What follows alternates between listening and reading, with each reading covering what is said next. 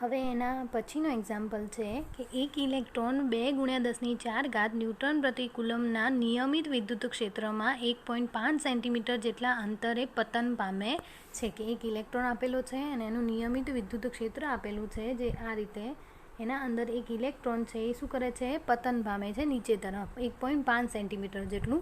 એ આકૃતિમાં એમાં આપેલું છે. અને ક્ષેત્રનું માન એ અચળ રાખવાનું છે, એટલે ક્ષેત્રનું મૂલ્ય શું રાખવાનું છે, અચળ રાખી અને તેની દિશા ઉલટાવવામાં આવે. એટલે જે અહીંયા ઋણ હતી એ હવે ક્યાં આવી જાય છે, આ બાજુ આવી જાય છે. અહીંયા ધન છે એ ક્યાં જઈ જાય છે, ઉપર થાય. એટલે એની દિશા શું કરવામાં, ઉલટાવવામાં આવે અને તેમાં એક પ્રોટોન તેટલા જ અંતરનું પતન પામે છે. હવે અહીંયા ઇલેક્ટ્રોન હતો, હવે અહીંયા શું થઈ જાય છે, પ્રોટોન એ એટલા જ, એટલે 1.5 સેન્ટીમીટર જેટલું જ પતન પામે છે. તો આકૃતિ બી જે આપેલું છે, તો દરેક કિસ્સામાં પતન માટે લાગતો સમય ગણો. એટલે આ બંને કિસ્સામાં એ અને બી એ બંને માટે પતન માટે લાગતા સમયની ગણતરી કરવાની છે અને ગુરુત્વની અસર હેઠળ મુક્ત પતન સાથેનો તફાવત જણાવવાનો છે. બરાબર. તો જુઓ કે ધારો કે આકૃતિ એમાં દર્શાવ્યા અનુસાર વિદ્યુત ક્ષેત્ર ઉધ્વ દિશામાં છે, એટલે ઉપરની બાજુ છે, અને તેથી તેમાં ઇલેક્ટ્રોન પર E = F/Q આપણે સૂત્ર સાબિત કરેલું છે અનુસાર જો આપણે Fને કરતા બનાવીએ તો Fને કરતા બનાવીશું તો શું થશે, F = E × E. બળ એ કઈ દિશામાં લાગે છે, અધો દિશામાં લાગે છે. એટલે કે જો વિદ્યુત ક્ષેત્ર એ ઉધ્વ દિશામાં હશે તો વિદ્યુત ક્ષેત્ર ઉધ્વ દિશામાં હશે તો આપણને કઈ દિશામાં બળ લાગે છે, અધો દિશામાં બળ લાગે છે. એટલે આપણે અહીંયા Q બરાબર શું લીધું છે, E, કારણ કે ઇલેક્ટ્રોન છે એટલે આપણે વિદ્યુતભાર શાનો હશે, ઇલેક્ટ્રોનનો વિદ્યુતભાર જ લઈશું. બરાબર. તો હવે સૂત્ર આપણને શું મળ્યું, F = E × E. તો F = ma, ન્યૂટનના ગતિના બીજા નિયમ પ્રમાણે સૂત્ર તમને ખબર હશે તો અહીંયા મૂકી દીધું આપણે F = ma અને એને કરતાં બનાવી દીધા. તો એમ ક્યાં આવી ગયા, અહીંયા ભાગાકારમાં. બરાબર. તો E ભાગ્યા શું આવશે, me, એટલે શું થશે, ઇલેક્ટ્રોનનું દળ. બરાબર. હવે આપણે અહીંયા શું શોધવાનું છે, ઇલેક્ટ્રોનનો પ્રવેગ માટેનું સૂત્ર લખવાનું છે. તો એની જગ્યાએ શું આવશે, E લખીશું આપણે, કારણ કે ઇલેક્ટ્રોનનો પ્રવેગ લેવાનો છે એટલે આપણે એને AE વડે દર્શાવીશું. બરાબર. હવે જે ગતિના સમીકરણો આપણે જે અચળ ગતિના સમીકરણો જે 3 સાબિત કર્યા હતા એમાંની એક સૂત્ર છે જે 11મા ધોરણમાં આપણે કરેલા કે D = V0t + 1/2 at². આના અંદર V = 0 છે. કેમ? કારણ કે પ્રારંભિક જે એની વેગ હશે એ કેવો હશે, 0 હશે. A = AE લઈશું એટલે ઇલેક્ટ્રોનનો પ્રવેગ, અને D = શું લઈશું, H, એટલે કે H જેટલું અંતર એ કાપે છે એમ. તો અહીંયા D આપણે બધાની કિંમતો મૂકી દઈએ. D = H, V0 તો 0 છે તો અહીંયા 0 થઈ જશે, 1/2 AETE². બરાબર. તો આપણે અહીંયા સમયની કરતાં બનાવી દઈએ, T² ને કરતાં બનાવીશું તો 2 ક્યાં જશે, અંશમાં, એટલે 2H અને E ક્યાં આવી જશે, ભાગાકારના અંદર. બરાબર. પરંતુ આપણને આગળ આ સૂત્ર મેળવ્યું, AEનું સૂત્ર શું મળ્યું, અહીંયા E / me. તો એ સૂત્ર છે આપણે અહીંયા AEની જગ્યાએ મૂકી દઈએ. તો જુઓ TE છે, AEની જગ્યાએ શું કિંમત મૂકવાની છે, આ કિંમત મૂકવાની છે. તો AE ઉપર છેદનો છેદ ક્યાં જશે, અંશમાં જશે. બરાબર. અહીંયા વર્ગ છે તો સામે આપણે શું કરી દઈએ, વર્ગમૂળ થઈ જશે. હવે બધાની કિંમતો મૂકી દો આના અંદર તો શું થશે, 2H. એટલે કેટલું અંતર કાપે છે, 1.5 સેન્ટીમીટર છે. તો આપણે એને મીટરમાં લખીશું એટલે 1.5 × 10⁻². બરાબર. તો આ મીટરમાં થઈ ગયું, 10⁻² વડે ગુણીએ એટલે. ઇલેક્ટ્રોનનું દળ આપણને ખબર છે 9.1 × 10⁻31. Eની કિંમત ખબર છે 1.6 × 10⁻19. અને E એટલે એ કેટલું વિદ્યુત ક્ષેત્ર લાગુ પડે છે, તો 2 × 10⁴. બરાબર. તો ઉપરના જે પણ પદો આપેલા છે એમનો ગુણાકાર અને નીચેના જે પણ પદો આપેલા છે એ બધાનો ગુણાકાર કરી એનું વર્ગમૂળ નીકાળશો તો આપણને એનો જવાબ TE = 2.92 નેનોસેકન્ડ. નેનોસેકન્ડ એટલે 10⁻9 સેકન્ડ જેટલો જવાબ મળશે. બરાબર. હવે આપણે આ પહેલી આકૃતિ જે હતી એના ઉપરથી આપણે જે ઇલેક્ટ્રોન નીચે પતન પામતો એના માટેનો સમય આપણે શોધી લીધો, જે ઇલેક્ટ્રોનના પતનનો સમય એટલે TE = 2.921 નેનોસેકન્ડ આપણને મળે. બરાબર. હવે એ જ રીતે આપણે જે બીજી આકૃતિ હતી એના અંદર જે શું હતું, પ્રોટોન. તો પ્રોટોનના આપણે જેમ ઇલેક્ટ્રોનના પતનનો સમય શોધ્યો એવી રીતે આપણે અહીંયા પ્રોટોનના પતનનો પણ સમય શોધીશું. તો એના માટે જેમ આપણે આગળ ઇલેક્ટ્રોન માટે સૂત્ર લખ્યું AE બરાબર EE ભાગ્યા ME લખતા હતા, હવે પ્રોટોન માટે લખીશું તો શું થશે? AP ભાગ્યા EE ભાગ્યા AP બરાબર EE ભાગ્યા MP બરાબર. હવે એના માટે જ આગળ લખ્યું એ જ પ્રમાણે જેમ ઇલેક્ટ્રોનના પતનનો સમય આપણે સૂત્ર લખતા હતા એ રીતે અહીંયા આપણે શાનો લખીશું? પ્રોટોન માટે લાગતો સમય TP એટલે પ્રોટોન માટે લાગતો સમય. અહીંયા MP મૂકી દીધું, આપણે APની કિંમત મૂકી દીધી તો આપણને આ સૂત્ર મળ્યું. જેમ ઇલેક્ટ્રોનનું આગળ મળતું હતું એ જ રીતે બધાની કિંમતો મૂકી દો, બધાની સેમ જ આવશે. અહીંયા પ્રોટોનનું દળ આવશે બરાબર, બીજી બધી કિંમતો સરખી આવશે. કિંમત મૂકો તો તમને આ જવાબ મળશે કે 1.3 × 10⁻⁷ સેકન્ડ. અને આપણે જો એને માઇક્રો સેકન્ડમાં લખવું હોય તો આપણને ખબર છે માઇક્રો સેકન્ડમાં લખવા કેટલી ઘાત જોઈએ? 10⁻⁶ જોઈએ, પરંતુ અહીંયા આપણે 7 છે તો આપણે શું કરીશું? 1 પોઈન્ટ આગળ લઈ જઈશું, એટલે અહીંયા લખી દીધું 0.13. અને હવે કેટલી ઘાત થઈ ગઈ? 10⁶, તો એને આપણે માઇક્રો સેકન્ડ લખી શકીએ બરાબર. તો આપણને બે ટાઈમ મળ્યા, કયા કયા? એક ઇલેક્ટ્રોનનો સમય કેટલો મળ્યો? 2.921 નેનો સેકન્ડ. અને પ્રોટોનનો કેટલો સમય મળ્યો? 0.13 માઇક્રો સેકન્ડ. તો આમ જોઈ શકાય છે કે કોનો સમયગાળો વધારે છે? તો પ્રોટોનનો જે સમયગાળો છે એ વધારે છે, કારણ કે નેનો સેકન્ડ એટલે 10ની કેટલી થાય? -9 થાય. અને માઇક્રો સેકન્ડ એ 10⁻⁶ થાય. તો સમયગાળો કોનો વધારે થયો? પ્રોટોનનો વધારે થયો, કારણ કે અહીં માઇનસમાં છે એટલા માટે. તો કે આમ જોઈ શકાય કે સમાન તીવ્રતાવાળા વિદ્યુત ક્ષેત્રમાં સમાન અંતર કાપવા માટે સમાન વિદ્યુતભારવાળા કણો પૈકી વધુ દળવાળા કણ એટલે પ્રોટોનને વધુ સમય લાગે છે. કોને વધારે સમય લાગ્યો? પ્રોટોનને વધારે સમય લાગે છે. અને પ્રોટોનનું દળ પણ કેવું હોય છે? વધારે હોય છે. તો આ બાબત ગુરુત્વની અસર હેઠળ મુક્ત પતનની પરિસ્થિતિ કરતાં કેવી છે? વિરુદ્ધ પ્રકારની છે, કારણ કે મુક્ત પતન પામતા પદાર્થના પતનનો સમય તેના દળ ઉપર આધાર રાખતો નથી. એટલે આપણે ગુરુત્વાકર્ષણ બળની અસર જ્યારે ચર્ચા કરતા હોઈએ ત્યારે એમાં કોઈ પણ તમે એક નાની વસ્તુ લો, એક મોટી વસ્તુ લો, તો એમાં એ પતન જે દળ છે એ મુક્ત પતન છે એ પોતાના દળ ઉપર આધાર રાખતો નથી, પરંતુ અહીંયા આપણે જે વિદ્યુત ક્ષેત્ર છે એના ઉપર દળ ઉપર આધાર રાખશે. તો આપણે અહીંયા પ્રોટોનનો પ્રવેગ શોધવો હોય તો પ્રોટોનના પ્રવેગનું સૂત્ર આપણને ખબર છે, AP બરાબર AE ભાગ્યા MP. E કેટલું વિદ્યુત ક્ષેત્ર છે? 2 × 10⁴. E કેટલું છે? 1.6 × 10⁻⁹ અને MP એટલે પ્રોટોનનું દળ કેટલું છે? 1.67 × 10⁻⁻27. તો આપણને એ પ્રોટોનનો પ્રવેગ મળશે 1.9 × 1012 મીટર પ્રતિ સેકન્ડ સ્ક્વેર બરાબર.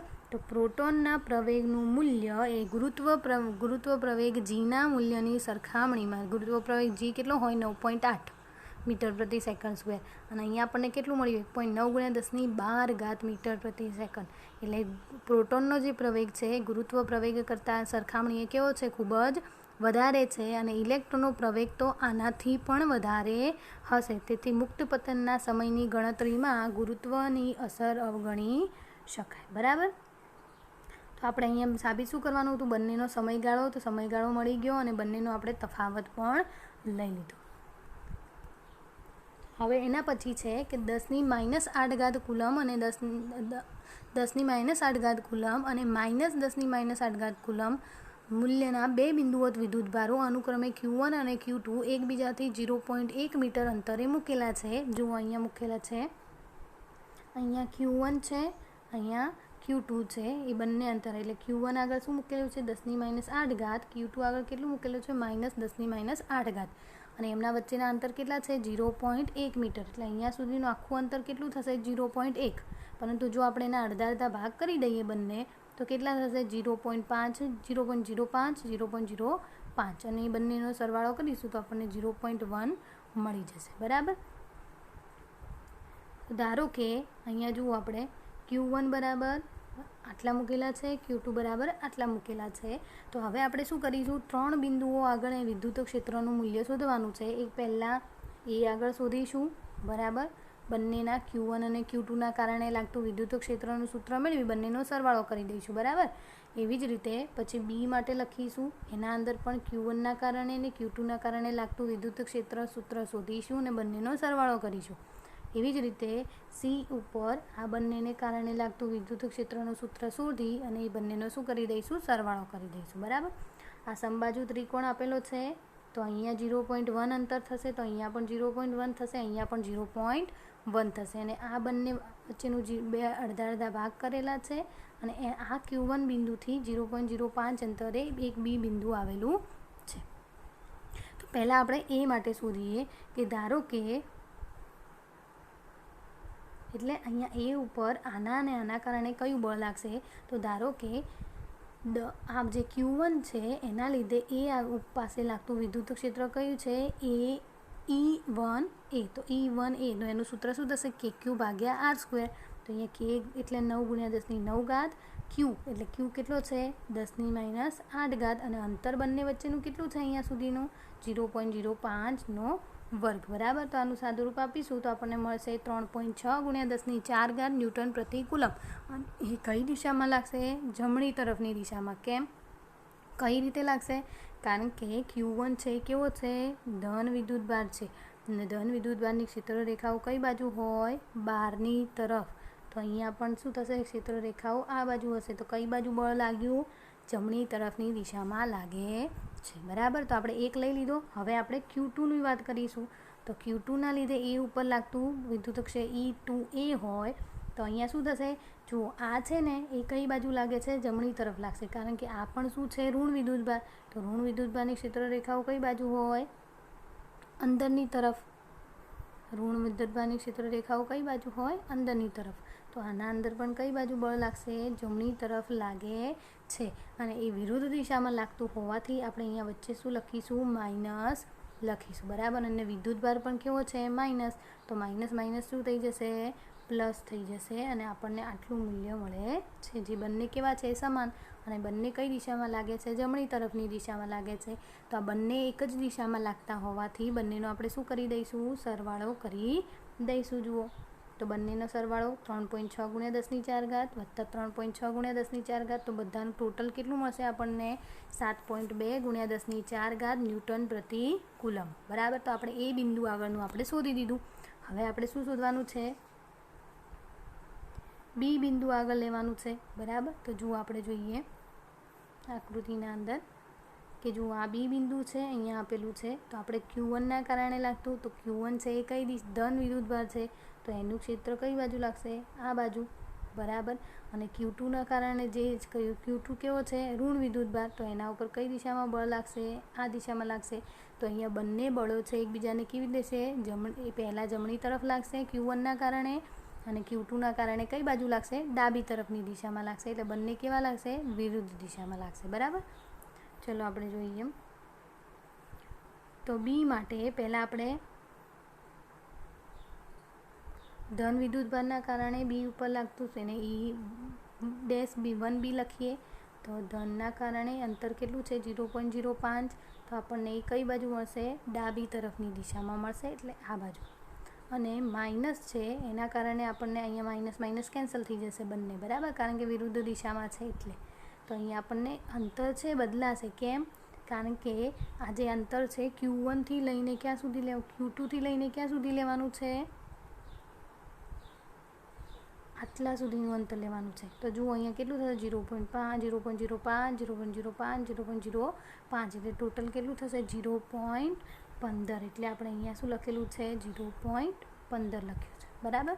અને આ કઈ દિશામાં લાગે છે, જમણી તરફની દિશામાં લાગે છે. તો આપણને બે બળો મળી ગયા, પરંતુ અહીંયા એક ડાબી તરફની દિશામાં લાગે છે, એક જમણી તરફની દિશામાં લાગે છે. તો તેથી આપણે અહીંયા શું કરીશું, એ બંનેની બાદબાકી કરીશું. તો 3.6 × 10⁴ માઇનસ 4 × 10⁵ એ બંનેની બાદબાકી કરીશું તો આપણને આટલું મૂલ્ય મળે છે.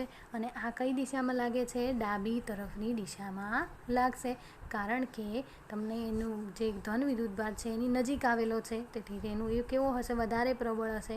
તેથી આપણને કઈ દિશામાં બળ વિદ્યુત ક્ષેત્ર મળશે, ડાબી તરફની દિશામાં. હવે આપણે સી બિંદુ માટે લખીએ. તો સી બિંદુ માટે આ બંને વિદ્યુતભારોના લીધે સમાન વિદ્યુત ક્ષેત્ર મળે છે, તેથી આ બંને જ કેવા થશે?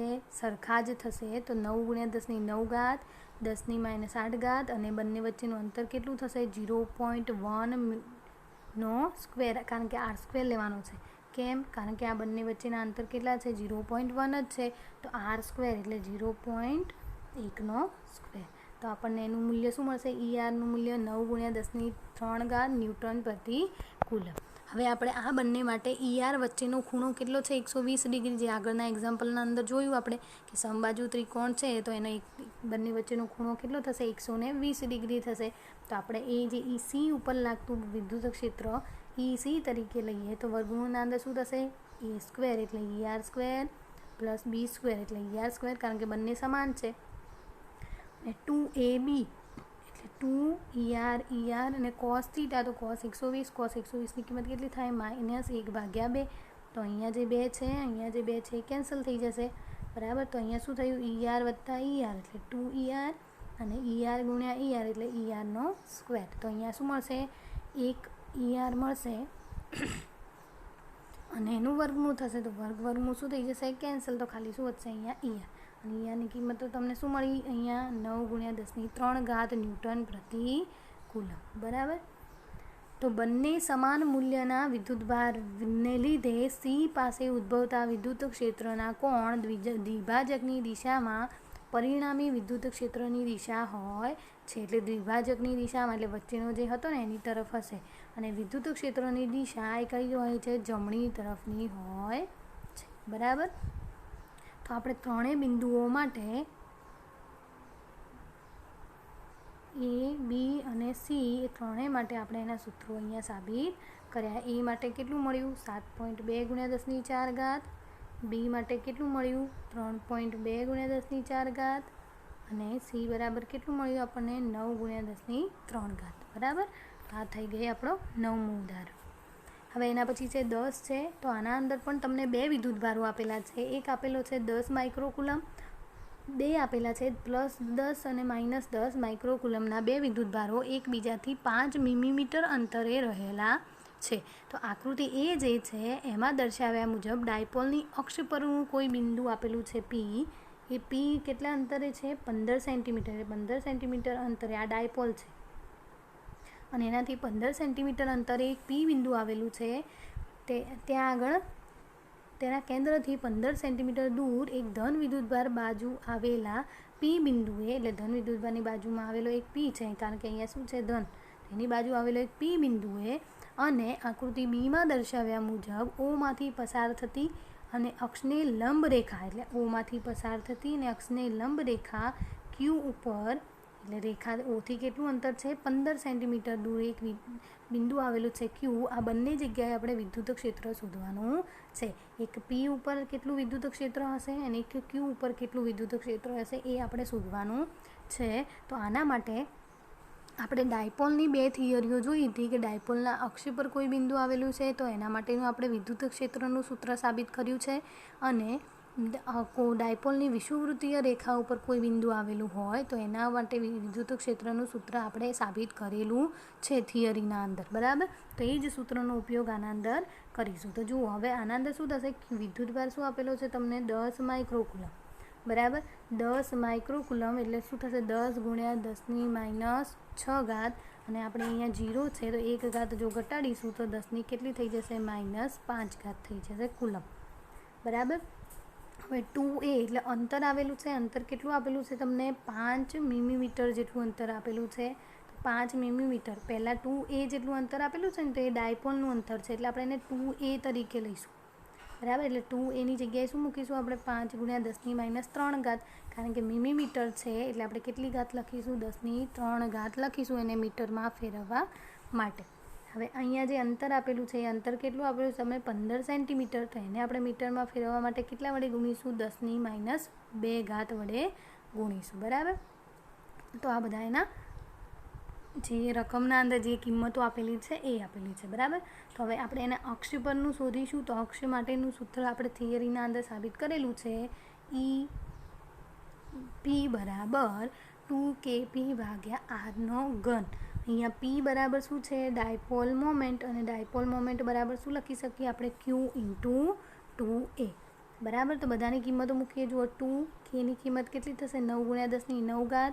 વિદ્યુતભાર ક્યુ કેટલો છે? 10⁻5 જેટલો. અને 2a અંતર કેટલું છે? 5 ગુણ્યા 10⁻3. અને આર એટલે ડાયપોલ વચ્ચેનું અંતર 2a અને આર એટલે એ બંને વચ્ચેનું અંતર કેટલું આપેલું છે? 15 સેન્ટીમીટર.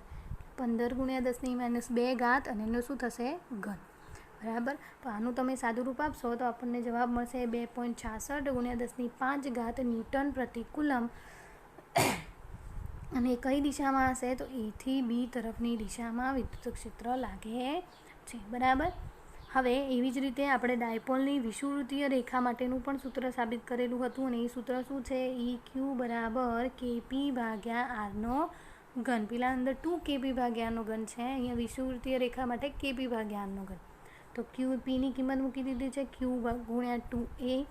K એટલે 9 ગુણ્યા 10⁹. વિદ્યુતભાર એટલે 10⁻5. 2a એટલે અંતર કેટલું આપેલું છે? 5 ગુણ્યા 10⁻3.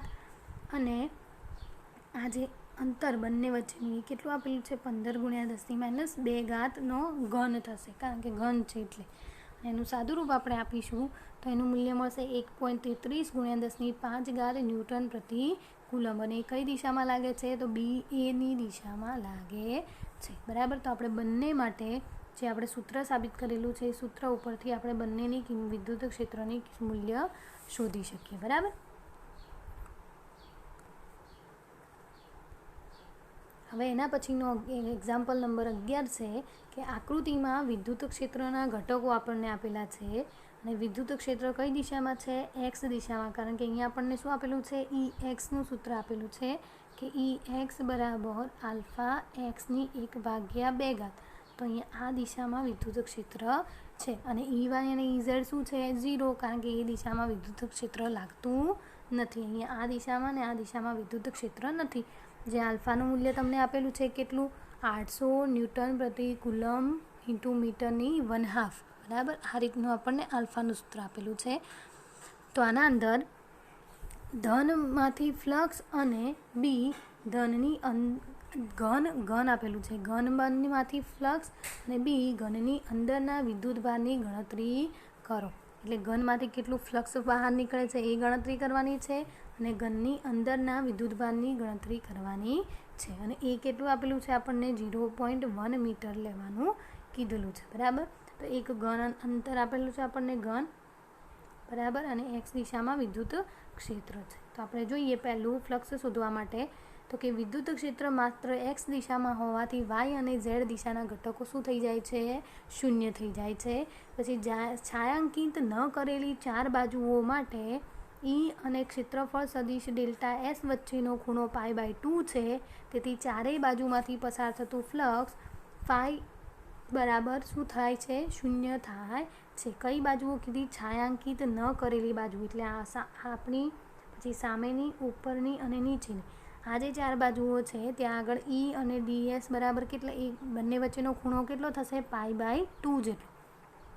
અને આપણને ખબર છે કે cos π/2ની કિંમત કેટલી થાય? 0. તો આપણને ફાઈનું મૂલ્ય શું મળે છે? 0 મળે છે. તો ખાલી આપણે કઈ બાજુનું ફ્લક્સ શોધવાનું રહ્યું? એક આ બાજુની અને એક આ બાજુ. આ બંને બાજુઓ માટે ફ્લક્સ શોધવાનું રહ્યું. બરાબર. તો આ જે ઘન આપેલો છે એ ઘનની ડાબી બાજુ, એટલે આપણે પહેલાં આ બાજુ જોઈએ. તો ઘનની ડાબી બાજુથી x બરાબર એ અંતરે છે. એટલે આ જે ડાબી બાજુ છે એ x બરાબર કેટલા અંતરે છે? એ જેટલા અંતરે અહીંયા રહેલી છે.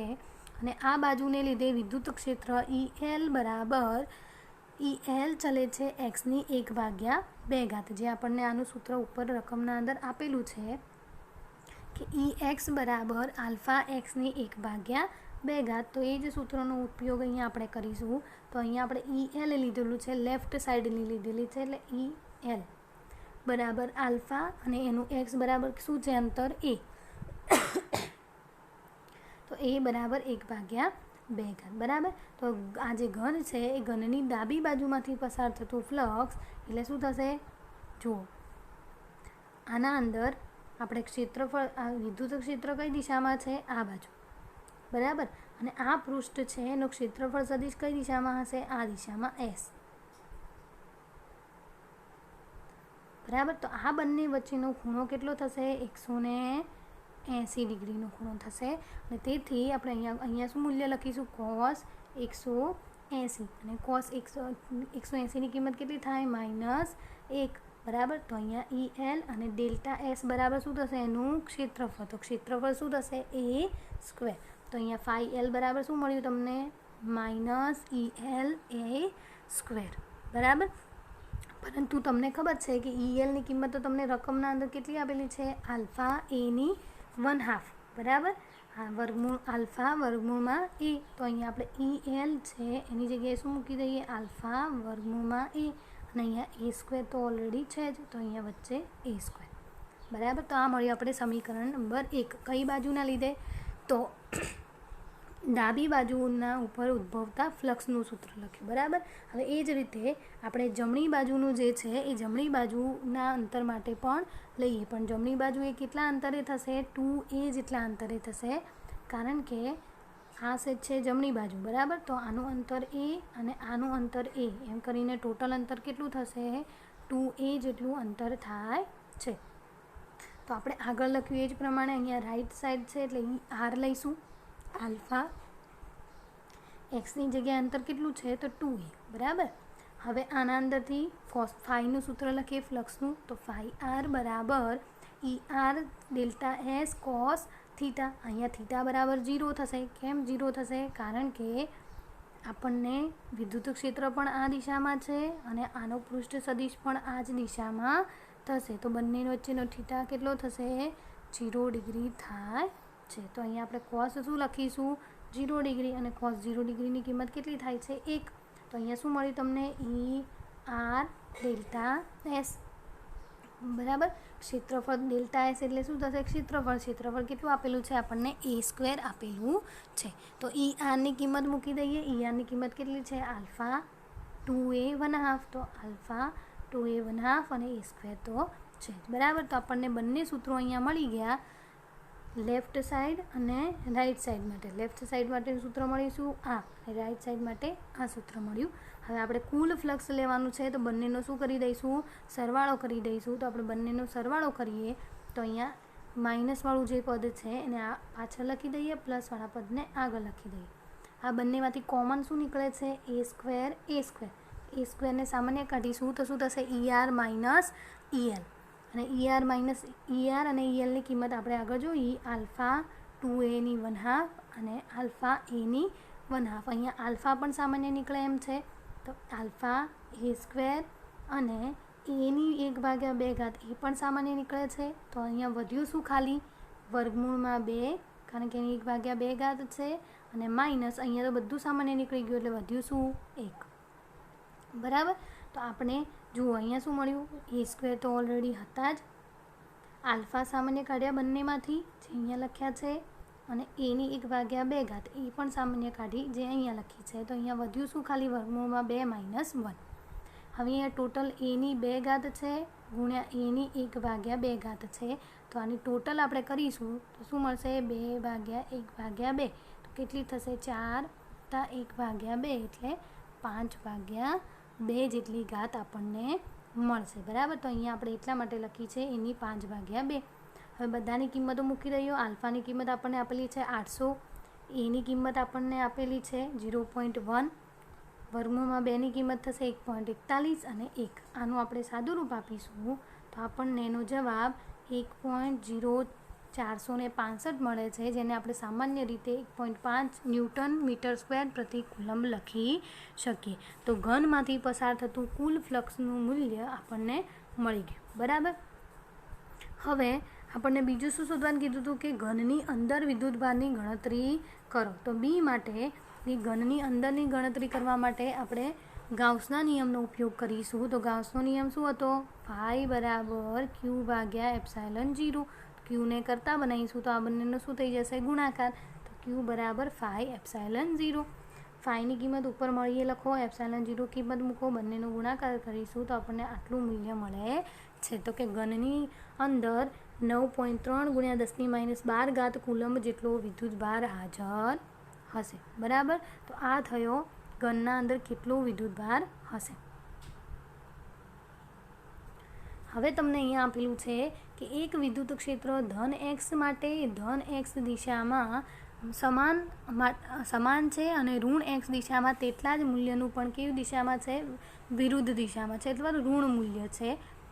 એક્સ ગ્રેટર દેન 0 માટે, એટલે એક્સની મૂલ્ય એ 0 કરતાં વધારે હશે તો એના માટે ઈનું મૂલ્ય 200 આઈ ન્યૂટન પ્રતિ કુલમ્બ છે, અને એક્સનું મૂલ્ય 0 કરતાં ઓછું હશે તો ઈ બરાબર -200 આઈ ન્યૂટન પ્રતિ કુલમ્બ આપણને આપેલ છે.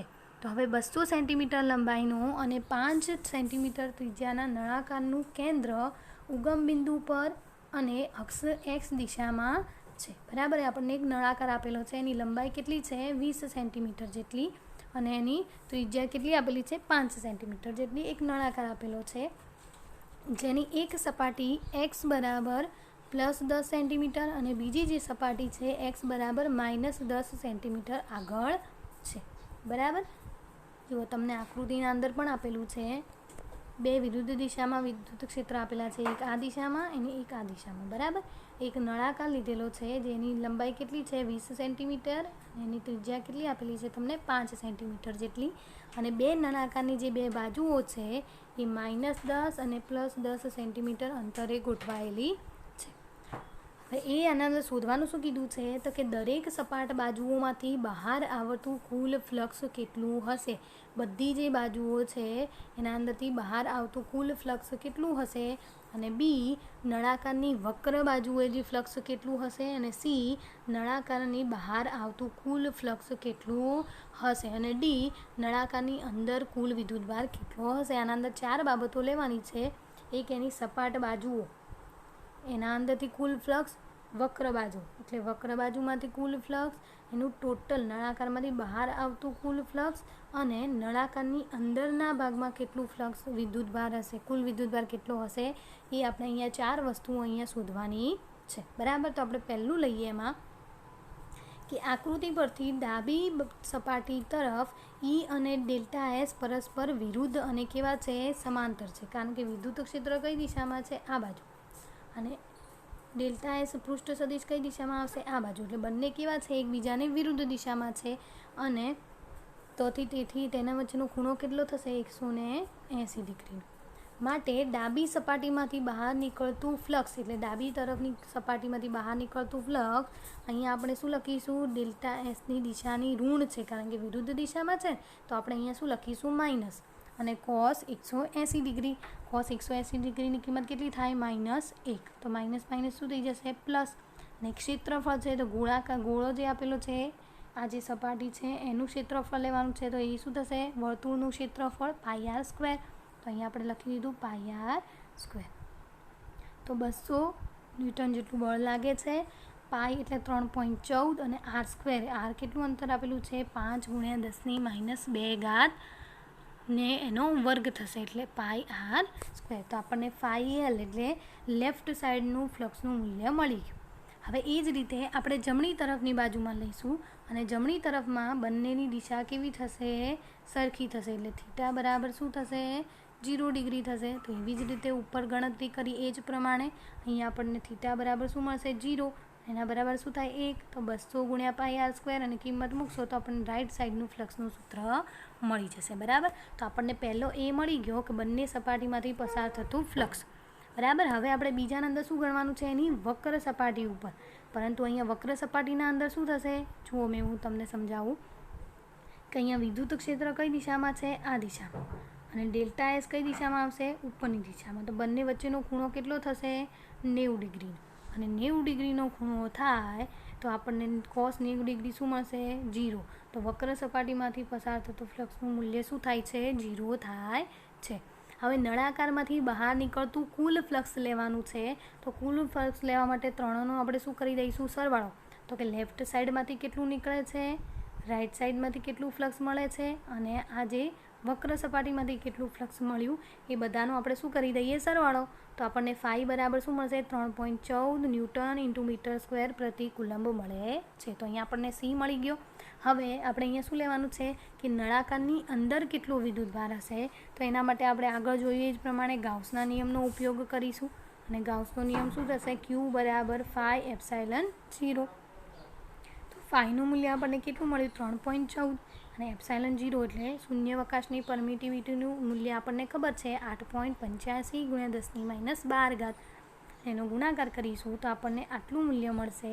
અને આપણે એક પોઈન્ટ જો આગળ લઈ લઈએ એટલે અહીંયા 27.8 છે એની જગ્યાએ 2.78 કરી દઈએ તો આપણે 10⁻12 છે એની જગ્યાએ કઈ ઘાત થશે એક ઘાત ઘટીને 10⁻11 કુલંબ થઈ જાય છે. બરાબર. તો આ થઈ ગઈ એની ચારે ચાર વસ્તુઓ આપણે અહીંયા શોધી લીધી.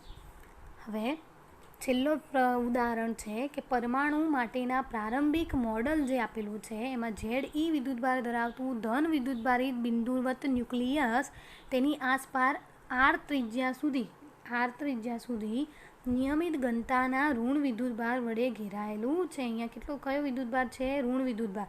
અને આપણને ખબર છે ન્યુક્લિયસનો કયો વિદ્યુતભાર હોય ધન. અને અહીંયા આટલા સુધી શું આપેલું છે ઋણ વિદ્યુતભાર ઘેરાયેલો છે. તો સમગ્રપણે પરમાણુ શું છે તટસ્થ છે. તો આ મોડેલ માટે ન્યુક્લિયસથી આર અંતરે કેટલું વિદ્યુત ક્ષેત્ર હશે એટલે અહીંયા કેટલું વિદ્યુત ક્ષેત્ર હશે એ આપણને જોવાનું છે. તો આ મોડેલ માટે વિદ્યુતભાર વિતરણ આકૃતિના અંદર દર્શાવેલું છે. અને નિયમિત ગોળાકાર વિદ્યુતભાર વિતરણમાં કુલ વિદ્યુતભાર શું છે -ZE જેટલો હોવો જોઈએ કારણ કે પરમાણુ કેવો છે તટસ્થ છે. બરાબર. તો ઋણ વિદ્યુતભાર ઘનતા માટે આપણે કદ વિદ્યુતભાર ઘનતાનું સૂત્ર જોઈ ગયા આગળ ρ બરાબર Q ભાગ્યા V. અને જો આપણે Qને કરતા બનાવીશું તો અહીંયા શું થશે ρ ઇન્ટુ V જેટલું થશે. તો અહીંયા આપણને જોયું ρ ઇન્ટુ V કદ છે તો કદ એનું ગોળાનું કદ શું થશે 4/3πr3. અને અહીંયા શું છે વિદ્યુતભાર Q છે તો વિદ્યુતભાર શું થશે કુલ વિદ્યુતભાર એનો -ZE જેટલો થશે. હવે આપણે અહીંયા જો રોને કરતા બનાવી દઈએ તો આખું પદ ક્યાં આવી જશે અહીંયા આવી જશે. બરાબર. તો છેદ જે છે 3 એ ક્યાં ગુણાશે ZE જોડે એટલે અહીંયા આવશે 3ZE ભાગ્યા 4πr. હવે ન્યુક્લિયસથી આર અંતરે રહેલા પી બિંદુએ વિદ્યુત ક્ષેત્ર ER શોધવા માટે આપણે ગાઉસના નિયમનો ઉપયોગ કરીશું. અને વિદ્યુત ક્ષેત્ર ERનું મૂલ્ય માત્ર ત્રિજ્યાવર્તી અંતર R પર આધાર રાખે છે કારણ કે આપણને ખબર છે કે કેટલું દૂર જાય છે એના ઉપર આધાર રાખશે અંતર ઉપર આધાર રાખે છે. અને તેની દિશા એ ઉદ્ગમથી P તરફની ત્રિજ્યા સદિશની દિશામાં અને તેની વિરુદ્ધ દિશામાં હોય છે. એટલે એ ઉદ્ગમથી કઈ તરફની દિશામાં હશે ઉદ્ગમથી P તરફની દિશામાં ત્રિજ્યાવર્તી દિશામાં બહારની તરફ હોય છે.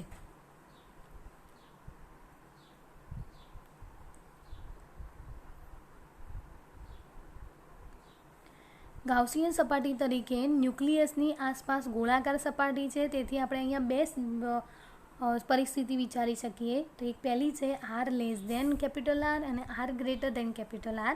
કે R એ લેસ ધેન R છે તો ગોળાકાર સપાટી માટેનું ફ્લક્સનું મૂલ્ય સૂત્ર શું થશે ફ્લક્સ ફાઈ બરાબર ER અને એનું ક્ષેત્રફળ ગુણ્યા 4πr². જ્યાં ER એ તેના કેન્દ્રથી R અંતરે આવેલા બિંદુ પાસે વિદ્યુત ક્ષેત્રનું મૂલ્ય છે. અને આનું કારણ એ છે કે ગોળાકાર ગૌસિયન સપાટી પરના કોઈ પણ બિંદુએ વિદ્યુત ક્ષેત્રની દિશા સપાટીને લંબ રૂપે છે અને સપાટી પરના બધા બિંદુએ એનું મૂલ્ય કેવું હોય છે સમાન મૂલ્ય હોય છે. એટલે ગાઉસિયન જે સપાટી છે એમાં ગાઉસિયન સપાટીના અંદર જે આ સપાટી છે સપાટી પર બધી બાજુ એ વિદ્યુત ક્ષેત્ર કઈ દિશામાં હશે એની લંબ તરફની દિશામાં હોય છે. અને સપાટીના બધા બિંદુઓ આગળ એનું વિદ્યુત ક્ષેત્રનું મૂલ્ય કેવું હોય છે સમાન મળે છે. તો ગાઉસિયન પૃષ્ઠ વડે ઘેરાયેલો વિદ્યુતભાર Q એ ન્યુક્લિયસનો ધન વિદ્યુતભાર અને R ત્રિજ્યાની અંદરનો ઋણ વિદ્યુતભાર છે. તો આપણે અહીંયા બંનેનો શું કરી દઈશું સરવાળો. તો ગાઉસિયન પૃષ્ઠ વડે ઘેરાયેલો Q વિદ્યુતભાર છે એ ધન વિદ્યુતભાર એટલે ZE અને R ત્રિજ્યાના અંદરનું ઋણ વિદ્યુતભાર. તો तो ये ऋण विद्युतभार શું થશે 4πr³ ભાગ્યા 4/3 πr³ ઇન્ટુ રો, જે આપણે અહીંયા શોધ્યું હતું વિદ્યુતભાર આ મૂલ્ય, બરાબર. તો બંનેના વિદ્યુતભારનો શું કર્યો, સરવાળો કરી દીધો, બરાબર. તો હવે સમીકરણ 1 પરથી આપણે રોની કિંમત મૂકી દઈએ, બરાબર. રોની જે પણ કિંમત છે એ આપણે અહીંયા મૂકી દઈએ. તો જુઓ કયા કયા પદો કેન્સલ થશે, એક તો 3 3 અને 4π અને 4π. તો અહીંયા આપણને શું મળ્યું, ખાલી Q બરાબર ZE માઇનસ, કારણ કે માઇનસ છે અહીંયા, ZE r³ ભાગ્યા કેપિટલ R³, બરાબર. તો આપણને અહીંયા કુલ વિદ્યુતભાર એનો મળી ગયો. હવે કુલ વિદ્યુતભાર છે અને ગાઉસના નિયમો પરથી ER બરાબર KQ ભાગ્યા R². તો અહીંયા Qની કિંમત જે પણ હતી એ આપણે અહીંયા મૂકી દઈએ, બરાબર. અહીંયા આપણે K લખેલું છે, Kની કિંમત મૂકી છે 1/4πε0, અને આ જે R² છે એને આપણે અંદર લઈ ગયા છે કૌંસમાં. તો આના વડે પણ ભગાશે એટલે R² અને આના અંદર પણ આના વડે ભગાશે, પરંતુ આ જે પદ છે એના અંદર ઓલરેડી r³ છે જ, અને આપણે બીજો જે r³ છે R² છે એને અંદર લઈ લઈએ તો વર્ગ અને ઘન શું થઈ જશે, કેન્સલ. તો અહીંયા ખાલી શું બચશે, ZER ભાગ્યા r². હવે અહીંયા સામાન્ય શું નીકળશે, ZE બંનેના અંદરથી સામાન્ય નીકળશે અંશમાંથી, તો એને આપણે બહાર કાઢી દીધા. અને કૌંસના અંદર શું મળશે, 1/r² માઇનસ r ભાગ્યા r². તો અહીંયા ગાઉસના નિયમ ઉપરથી આપણને વિદ્યુત ક્ષેત્રનું સૂત્ર મળે છે. અને આમ વિદ્યુત ક્ષેત્ર એ કઈ દિશામાં હોય છે, ત્રિજ્યાવર્તી દિશામાં બહારની તરફ આવેલું હોય છે. હવે આપણે એનો બીજો કિસ્સો લઈએ કે r માટે, તો કે ગાઉસિયન સપાટી વડે ઘેરાયેલો કુલ વિદ્યુતભાર કેવો છે, 0 છે, કારણ કે પરમાણુ કેવો છે, તટસ્થ છે. તો જો કેવું વિદ્યુતભાર 0 હોય તો અહીંયા આપણને 0 લખીશું. તો ERનું મૂલ્ય આ ભાગાકારમાં આવશે તો આ પણ શું થઈ જાય છે, 0 થઈ જાય છે. અને જો r બરાબર r એ સમાન હોય ત્યારે પણ આપણને એનું મૂલ્ય શું મળે છે, 0 મળે છે, બરાબર. તો કે ક્યારે આપણને વિદ્યુત ક્ષેત્રનું મૂલ્ય મળશે, કે જ્યારે r r હશે. એનો મતલબ કે જ્યારે r કરતાં કેપિટલ Rનું મૂલ્ય જ્યારે વધારે હશે ત્યારે જ આપણને વિદ્યુત ક્ષેત્ર ERનું મૂલ્ય મળે છે, બરાબર. તો ચલો આપણે આ જે ઉદાહરણ છે આજના એ અહીંયા પૂરા થાય છે અને અહીંયા આટલા સુધી રાખીએ, બરાબર.